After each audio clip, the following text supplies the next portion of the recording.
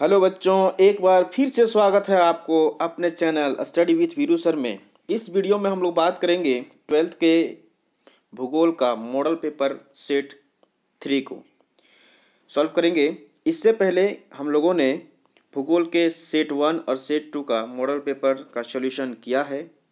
साथ ही साथ इकोनॉमिक्स के पूरे पाँचों मॉडल पेपर सेट का सॉल्यूशन देख लिया है। अगर इकोनॉमिक्स के पूरे पाँचों सेटों का और ज्योग्राफी के दोनों सेटों का आप नहीं देखे हैं तो चैनल पर विजिट कर कीजिए। वहाँ पे आपको प्लेलिस्ट दिखेगा और वहाँ पे आप जा कर के देख सकते हैं। अगर आपको वहाँ नहीं दिख रहा है तो हम इस वीडियो के नीचे डिस्क्रिप्शन में इसका लिंक डाल देंगे ताकि आप लोग उसे देख लें। और साथ ही साथ अगर हमारे चैनल में आप नए हैं तो चैनल को सब्सक्राइब जरूर करें ताकि इस तरह का मॉडल सेट के बाद पूरे चैप्टर का हम सॉल्यूशन प्रोवाइड करवाया जाएगा। और ये आप प्रैक्टिस ज़्यादा से ज़्यादा करेंगे तो आप लोग को एग्ज़ाम बहुत बेहतर अच्छा जाएगा और बहुत अच्छे मार्क्स आएंगे। चलिए स्टार्ट करते हैं आज का पहला क्वेश्चन। पहला क्वेश्चन है, हमारी पृथ्वी को नियंत्रण करने वाले भौतिक नियमों तथा इस पर रहने वाले जीवों के मध्य संबंधों के अधिक संश्लेषित ज्ञान से उत्पन्न संकल्पना के रूप में मानव भूगोल को किसने परिभाषित किया है। ये डिफिनेशन किसने दिया है, ये परिभाषित किसने किया है, ये आपसे पूछ रहा है ना। तो विलार्ड डी ला ब्लासा है ना, ये आपका है और राइट आंसर है। ठीक है, चलिए क्वेश्चन नंबर 2 देखिए। निम्नलिखित कथनों में से कौन सा एक भूगोल का वर्णन नहीं करता है ना, और कौन सा कथन है जो भूगोल के बारे में कोई भी वर्णन नहीं करता है। तो देखिए ऑप्शन नंबर 4, प्रौद्योगिकी के विकास के फलस्वरूप आधुनिक समय में भूगोल प्रासंगिक नहीं है। ये आपका जो आंसर होगा वो आपका भूगोल के बारे में प्रदर्शित नहीं करता है। ठीक है, चलिए क्वेश्चन नंबर 3 देखिए। निम्नलिखित में कौन सा एक लोगों और पर्यावरण के बीच अन्योन्य क्रिया का सर्वाधिक महत्वपूर्ण कारक है ना, और कौन सा क्रिया है, कौन सा महत्वपूर्ण कारक है जो लोगों और पर्यावरण के बीच यानी कि पीपल्स एंड इन्वायरमेंट के बीच अन्योन्य क्रिया का सर्वाधिक महत्वपूर्ण कारक यानी कि इम्पोर्टेंट फैक्टर्स है ना। तो जो आपका लोगों और पर्यावरण के बीच अन्योन्य क्रिया करती है, अन्योन्य क्रिया का महत्वपूर्ण कारक है वो आपका प्रौद्योगिकी हो जाएगा है ना, टेक्नोलॉजी। ठीक है, चलिए अब देखिए क्वेश्चन नंबर 4। निम्नलिखित में कौन सा एक मानव भूगोल का उपागम नहीं है। मानव भूगोल का उपागम कौन सा नहीं है ना। तो मात्रात्मक क्रांति जो है वो मानव भूगोल का उपागम नहीं। देखिए आप ऑप्शन को पढ़ेंगे और साथ साथ क्वेश्चन को सही से पढ़ेंगे। इसमें पूछा है नहीं है, ठीक है, तो ये आपका खा ऑप्शन सही हो जाएगा, मात्रात्मक क्रांति। चलिए क्वेश्चन नंबर 5 देखते हैं। क्वेश्चन नंबर 5 क्या बता रहा है कि भारत की 2001 से 2011 के बीच जनसंख्या में कितनी वृद्धि हुई है ना। तो ये आपका वृद्धि हुआ है 18.15 करोड़ है ना, 18.15 करोड़। चलिए ग नंबर इसका आंसर होगा। अब देखिए क्वेश्चन नंबर 6 और 7 बहुत इंपॉर्टेंट है। एक में आपसे पूछा है कि इनमें कौन प्रवास के प्रतिकर्ष कारक नहीं है, और क्वेश्चन नंबर 7 पूछा है कि इनमें कौन प्रवास के अपकर्ष कारक नहीं है ना। अपकर्ष कारक और प्रतिकर्ष कारक, ये दोनों क्वेश्चन आपका इंपॉर्टेंट है। ये क्वेश्चन आपका एग्जाम में ये आ सकता है। ठीक है, तो आप इसका आंसर को याद कर लेंगे कि प्रतिकर्ष कारक कौन सा नहीं है, तो अनुकूल जलवायु। बाकी बात आपके तीनों जो ऑप्शन है, बेरोजगारी, रहन सहन की निम्न दशाएं, राजनीतिक उपद्रव, ये आपके प्रतिकर्ष कारक हैं। ठीक है, उसी प्रकार से क्वेश्चन नंबर 7 पूछा है कि अपकर्ष कारक नहीं है। ये नहीं पूछा है, आप ध्यान रखेंगे नहीं है। ठीक है, तो नहीं में जो आपका होगा वो आपका महामारियां है ना, महामारियां नहीं है। बाकी बात आपका बेहतर अवसर, शांति और स्थायित्व, जीवन और संपत्ति, ये आपके अपकर्ष कारक हैं। ठीक है, चलिए इंपॉर्टेंट क्वेश्चन हो गया। अब देखते हैं क्वेश्चन नंबर 8। विश्व में कृषि का आरंभ कब हुआ था। विश्व में जब वर्ल्ड में सबसे पहले कृषि एग्रीकल्चर का है ना ओरिजिन कह सकते हैं कि स्टार्ट कब हुआ था, तो आपका हुआ था 8000 से 12000 वर्ष पूर्व। ये आपका स्टार्ट हुआ था कहाँ पे, तो इराक में स्टार्ट हुआ था। ये आपका इराक में, आप याद रखेंगे इराक। ठीक है। इराक का कैपिटल कहाँ पे है? तो बगदाद, बगदाद, इसको आप याद रखेंगे। चलिए क्वेश्चन नंबर 9 देखिए। 2011 ईस्वी के जनगणना के अनुसार झारखंड की जनसंख्या कितनी है? बहुत अच्छा क्वेश्चन पूछा है ना। तो इसको आप याद रखेंगे 3.29 करोड़, है ना। 2011 के अकॉर्डिंग पूछा है। अभी सेंसस होने वाला है 2021 में, 2022 में होगा, ठीक है। तो ये आंकड़ा जो है बढ़ जाएगा। चलिए क्वेश्चन नंबर 10 देखिए।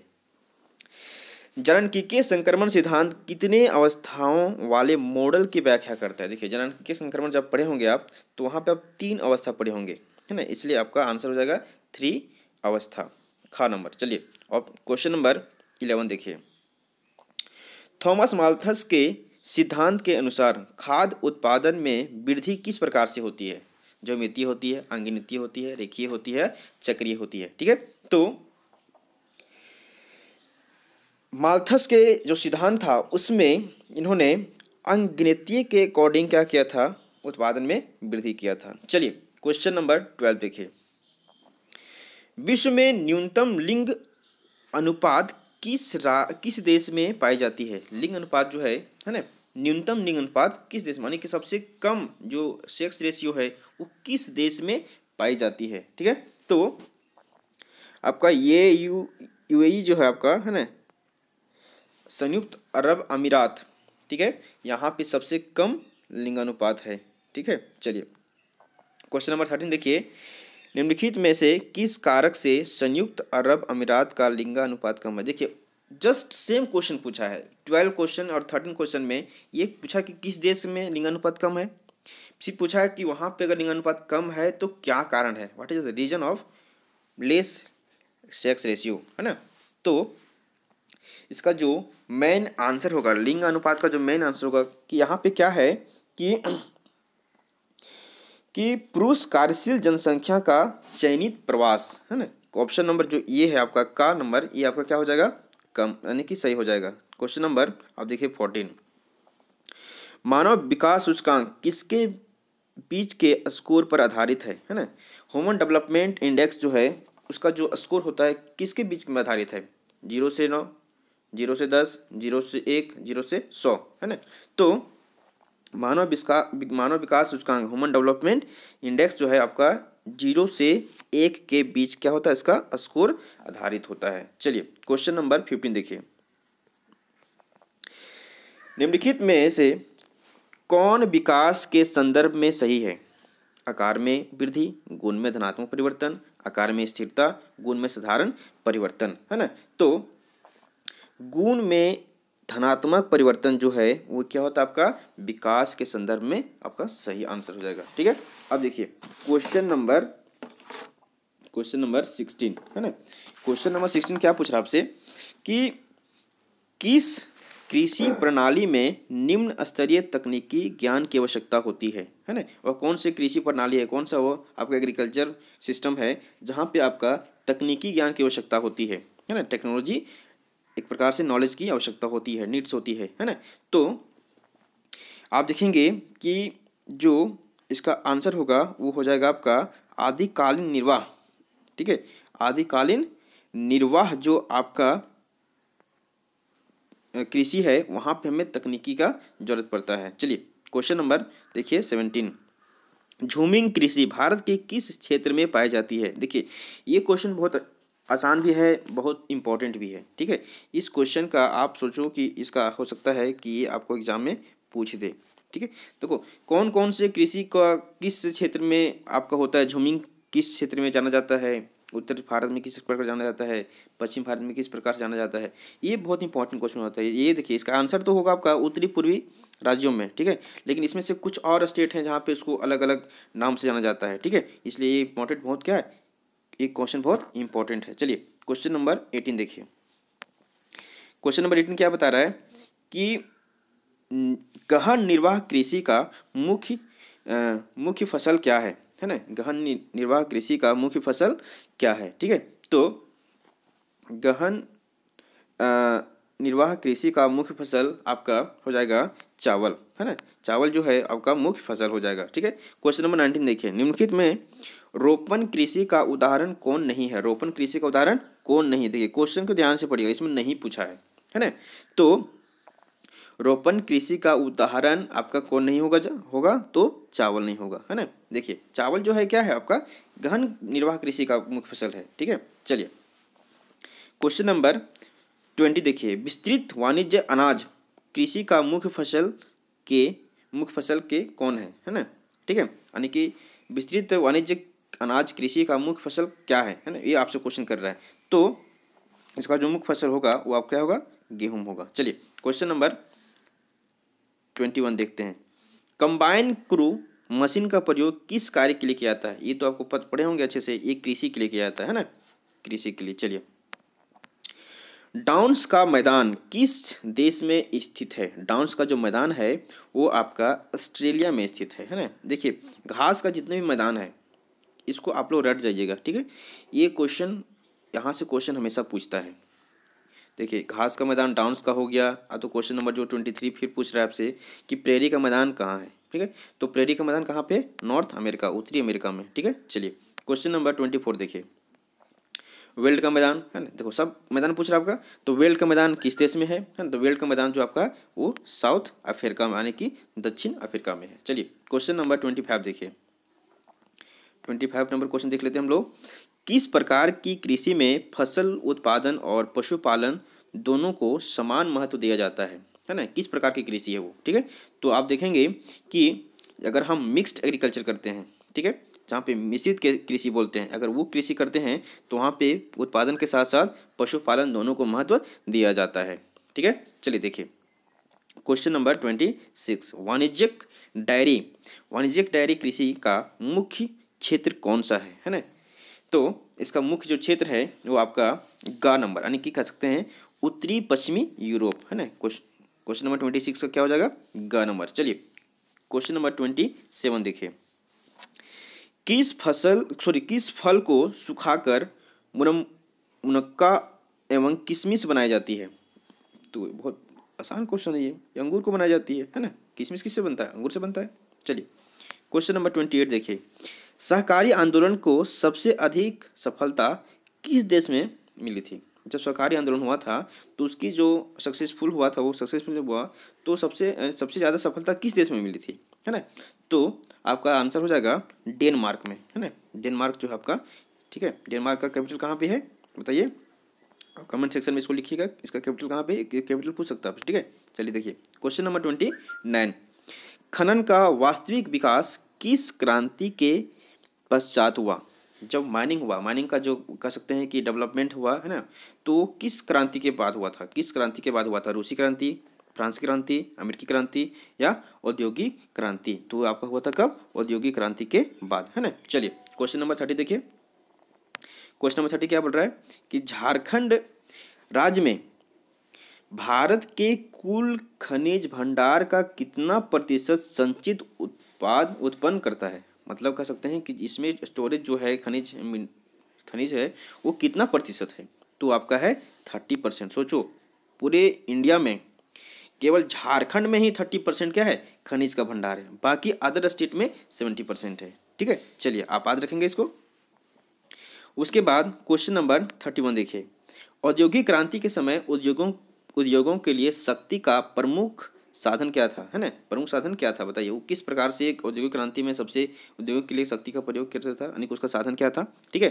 तो उसका साधन क्या था, जल विद्युत का, है ना। जल विद्युत का सबसे ज़्यादा साधन उपयोग करते थे, ठीक है। चलिए क्वेश्चन नंबर 32 देखिए, इनमें से कौन पेय पदार्थ नहीं है? आपसे क्वेश्चन पूछा गया नहीं है, ध्यान रखिएगा, यहीं से क्वेश्चन आप फंसा देंगे, ठीक है। नहीं है तो चाय तो है, कॉफ़ी भी है, कोकोआ भी है, लेकिन क्या नहीं है, तारपीन नहीं है। तारपीन क्या है, एक आपका एसीटोन है ना, इसको हम पी नहीं सकते हैं, ठीक है। चलिए क्वेश्चन नंबर 33 देखिए, तमिलनाडु की नीलगिरी पहाड़ियों में किस फसल की बागान पाई जाती है? देखिए तमिलनाडु की जो नीलगिरी पहाड़ियाँ हैं वो आपका किस प्रकार की फसल पाई जाती है, किस प्रकार की फसल की बागान पाई जाती है? तो वो आपका चाय पाई जाती है। चलिए क्वेश्चन नंबर 33 का हो जाएगा। 34 नंबर देखिए, मिश्रित अर्थव्यवस्था में किस प्रकार के उद्यम पाए जाते हैं? जो मिक्स्ड इकोनॉमिक है उसमें किस प्रकार के इंटरप्राइजेज होते हैं, तो सार्वजनिक होते हैं, ठीक है, या निजी होते हैं, सरकारी होते हैं, ठीक है, तो वो आपका क्या होते हैं, मिश्रित में आपका सार्वजनिक हो जाएंगे। चलिए क्वेश्चन नंबर 35 देखिए। 35 आपसे क्या पूछा है कि जर्मनी के रूर क्षेत्र में पाए जाने वाले कोयले के आधार पर किस उद्योग का व्यापक विकास हुआ, है ना। जर्मनी के रूर जो क्षेत्र है उसमें जो कोयला का आधार पाएगा तो उसका जो किस प्रकार का उद्योग का व्यापक विकास हुआ, ज़्यादा से ज़्यादा डेवलपमेंट हुआ, ठीक है, तो कौन सा आपका उद्योग है, इस्पात का, तांबा का, एल्युमिनियम का या कपास का, तो आपका किसका हो जाएगा, है ना, इस्पात का हो जाएगा। चलिए क्वेश्चन नंबर 36 देखिए। सिलिकॉन घाटी कहाँ स्थित है, सिलिकॉन जो घाटी है वो आपका कहाँ पे स्थित है, तो आपका है ना, आपका वो स्थित है आपका फ्रांसिस्को में, ठीक है, फ्रांसिस्को कहाँ पे है, तो यूएसए में, ठीक है। चलिए क्वेश्चन नंबर 37 देखिए। निर्माण क्रियाओं में नवीनतम पीढ़ी किसे कहा जाता है ना, जो आपका मैन्युफैक्चरिंग होती है उसमें नवीनतम पीढ़ी हम किसको बोलते हैं, है ना, तो आपका खनिज जो तेल है वो आपका क्या हो जाएगा, आपका नवीनतम पीढ़ी के रूप में हो जाएगा। चलिए क्वेश्चन नंबर 38 देखिए। निम्नलिखित में से किस अर्थव्यवस्था में उत्पादन का स्वामित्व व्यक्तित्व होता है ना, वह कौन सा अर्थव्यवस्था है जिसमें उत्पादन का जो स्वामित्व है ऑन जो है वो आपका इंडिविजुअल हो जाता है, ठीक है, तो किस में हो जाएगा आपका पूंजीवादी में। देखिए पूंजीवादी जो होता है एक प्रकार से क्या होता है कि इसमें लोग खुद का अपना पूंजी लगाते हैं, खुद का स्वामित्व हो जाता है, ठीक है। चलिए क्वेश्चन नंबर 39 देखिए। अब आपका लास्ट 2 क्वेश्चन बचा हुआ है, ठीक है, चलिए देखिए। भारत में 1991 की जनगणना के आधार पर नगरीय बस्ती का जन घनत्व निर्धारित किया गया, वह कितना था, है ना, वो कितना था, ठीक है, 1991 की बात कर रहा है, ठीक है। देखिए आपको एनसीईआरटी का बुक पढ़ना ही पड़ेगा, एनसीईआरटी का बुक पढ़ेंगे, हर एक लाइन से आपको क्वेश्चन दिया हुआ है, ठीक है। तो ये जो आपका जन घनत्व था, नगरीय जन घनत्व, वो उसका कितना था, तो 400 व्यक्ति था, ठीक है। चलिए इस सेट का लास्ट क्वेश्चन देखते हैं हम लोग, क्या है कि विश्व की कितनी प्रतिशत जनसंख्या नगरों में निवास करती है ना, वह कितनी प्रतिशत जनसंख्या है जो आपका नगरों में सिटीज में इस्टेब्लिशमेंट करती है रहती है ना, तो आपका कितना हो जाएगा 60%, 60%, घ नंबर ऑप्शन, ठीक है। तो इस तरह से हम लोगों ने सेट नंबर 3 को कंप्लीट किया। अभी तक हम लोगों ने सेट 1, सेट 2 और सेट 3 कंप्लीट हो गया।